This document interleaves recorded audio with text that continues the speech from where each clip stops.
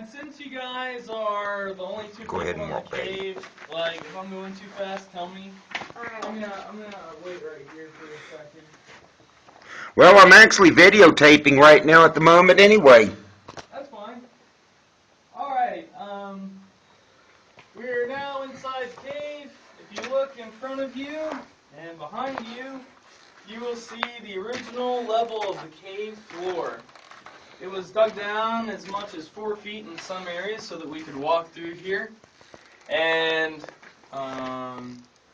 before that, people used to crawl through here. But not very many people want to do that anymore, so.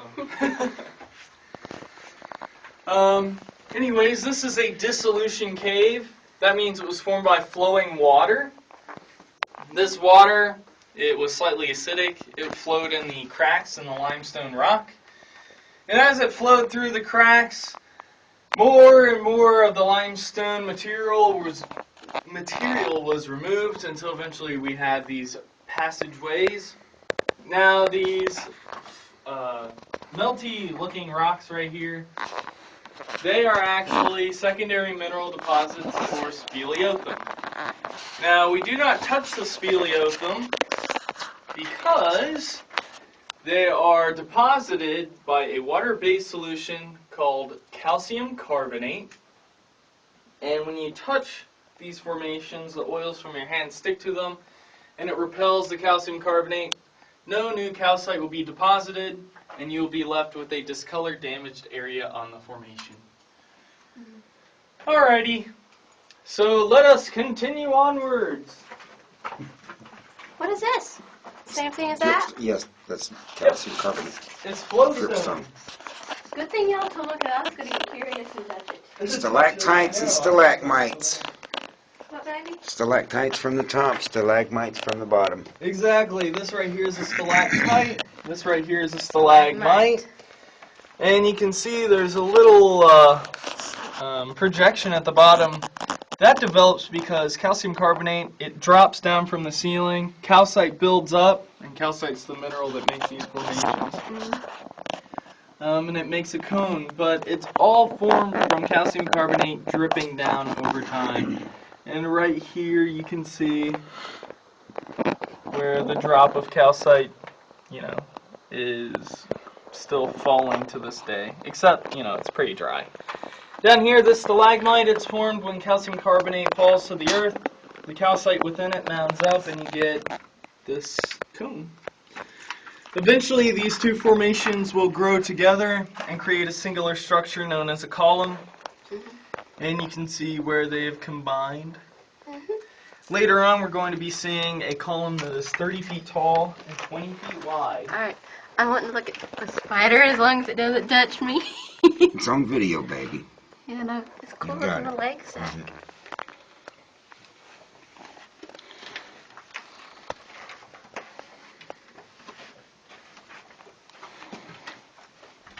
Some more columns. It's almost haunting. Yeah, yeah, caves can be pretty creepy places.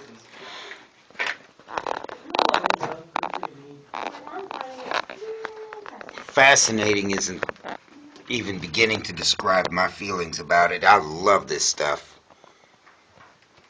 Oh yeah, caves are so different from the outside environment. There are creatures that just live specifically in cave systems and in certain cave systems. For example, the only cave wolf spider is found in 8 caves in Hawaii. I'd probably get yelled at because I'd panic. So you just killed one of the rare wolf spiders, dude. Check that out. Oh, it's so cool. Beautiful web. Yep, the spider's doing something. There you go. Yeah, and it's fascinating because it's dark, and yet they still manage to form concentric circles with their webbing. Pretty cool creatures. That is a cave orb-weaving spider. As we continue along through the cave, it's important for us to watch our step and to watch our heads. Duck your head and lift your feet. Exactly. Try not to lift your head off the ground.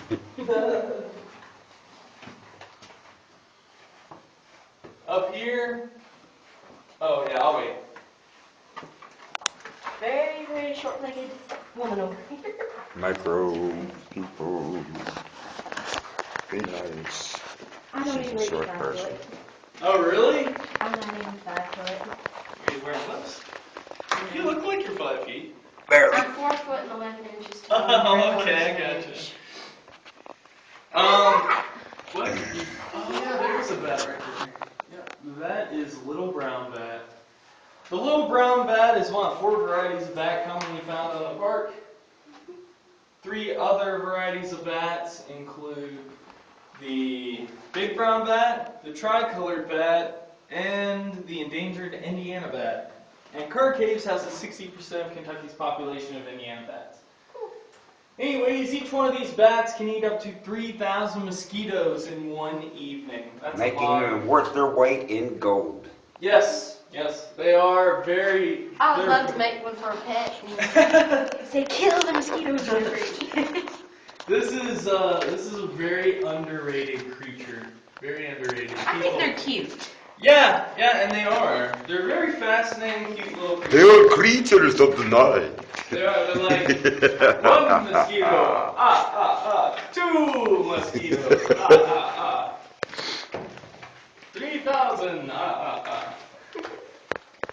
Alright, so we Don't have you have any other little friends? 1 bat right there. There may be another. They often perch in between the stalactites. Yeah, well, this particular bat is a social bat, but for some reason it is, By itself. yeah, by itself. I don't know. Yeah, I watch documentaries and they'll groom each other like cats do each other.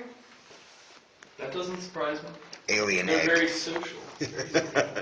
Right up here on the cave ceiling we have stalactites. This is the chandelier formation. Right up here, this is the one of the crown jewels of X Cave. It has over 400 individual stalactites. I should have brought a Kleenex. Does anybody have a Kleenex? I really hate to blow my nose. Oh, it's terrible! Alright. What's that? What's what? That's a That round fixture thing? for the old wiring that used to be I here. couldn't see what it Yeah! It's an insulator. That is an old ceramic insulator. I have no idea how old it is, but I'm going to assume it's more than 3 years old, because that's how long I've been working here. Well, considering that it's crusted by limestone, indicates that it's far more than a mere 3. Oh yes, that's a very astute observation, sir. What you're looking at right there with your camera, that is cave coral. What is it? A variation of it's called cave pearls. I was just thinking out loud. My apologies. Oh, These no, are cave no. pearls. Yeah, well, Used to be. yeah, right down here you can see cave pearls down inside this rimstone dam. Cave pearls occur when sediments are covered by calcite and they look like pearls. There is actually a place in Cascade Cave where you can see cave pearls very well, and they're very large. There are so many variations of lumpy calcite deposits. This right here is more flowstone. Check it out. And over here we have more cave coral. Cave coral. It's this pebbly, grainy looking formation.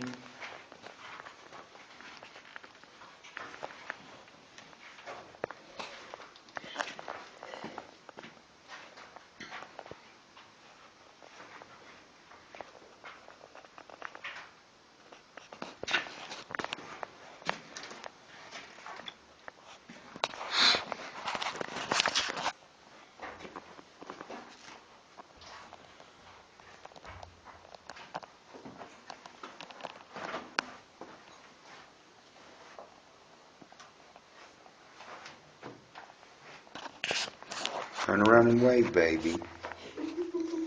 Remember, you're waving for the folks back home, too. Hey, everybody. Might as well get into this picture. Yeah.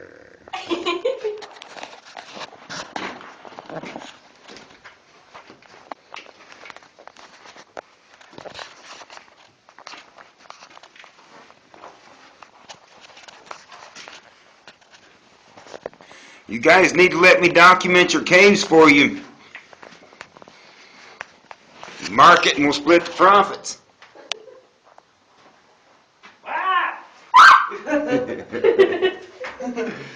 I'm just joking. I was waiting there forever. I'm like, she's gonna see me.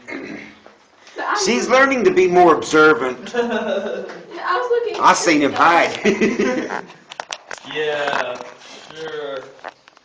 I'm like a silent ninja of the cave. Ah, so is grasshopper. Alright, It's like pony stuff. so you see this right here? That is actually where somebody has touched the formation. The oils from your hand stick to it. It repels the calcite. And this particular formation has a blemish on it that is in the shape of a left hand. Yeah, check it out. What a crying shame. I know, and it takes Thing about is, 60 years. It's bigger than The patina my hand. requires a long time to form and reform. It's terrible too. And now you can really see it start to open up right here. This is when the water levels drop significantly during the development.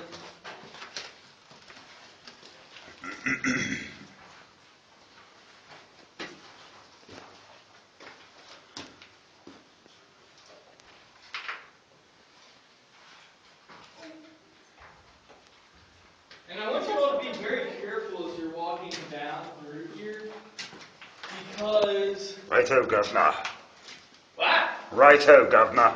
Okay. The ground can be kind of slick, and the gravel can be kind of loose. Got that. Come on, governor. Pip and Cheerio. All that rock.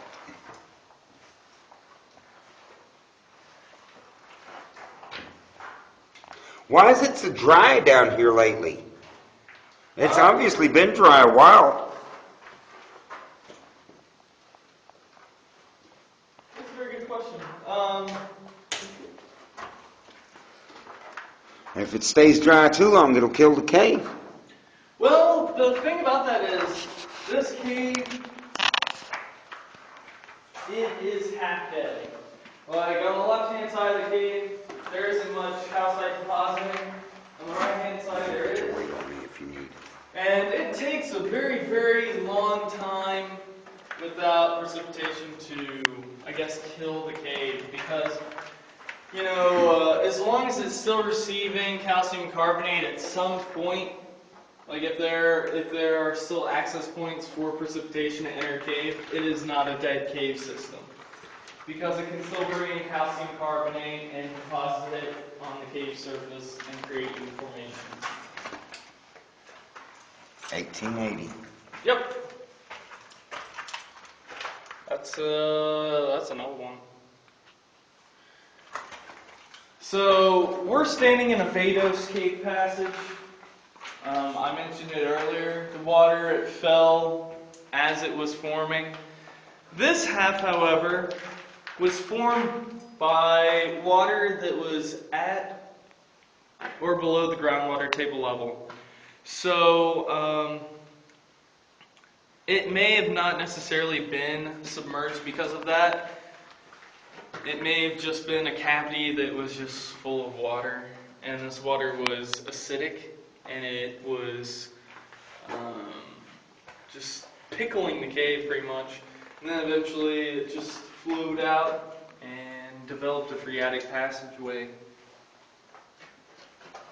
I think I talked to a geologist and he said they were both the same age. So I don't know how I could explain that. Alright, let us continue down further. On the top left-hand side, we have Turkey Rock.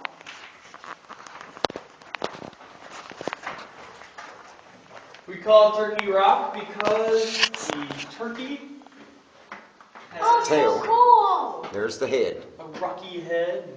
Used to be a shelf of rock that spanned across this wall, and over time, water flowing down onto it eroded it, and we are left with a turkey neck and headlight projection. To the right-hand side of Turkey Rock, we have a tall flowstone formation. I call it cauliflower rock, or stack of jellyfish rock. Wah!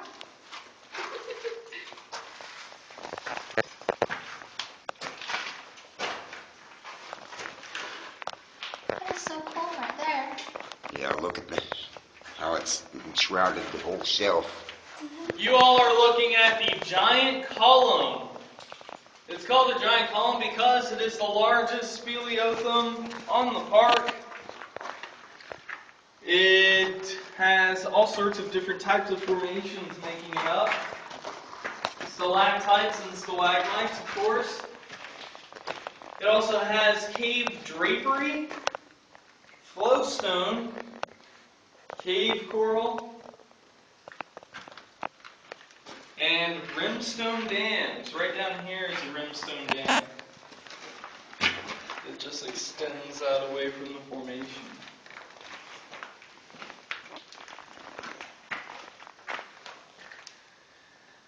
As we are walking, oh yeah, I forgot to show you. Check out Thumb Rock up there. So cool. Caesar says, off with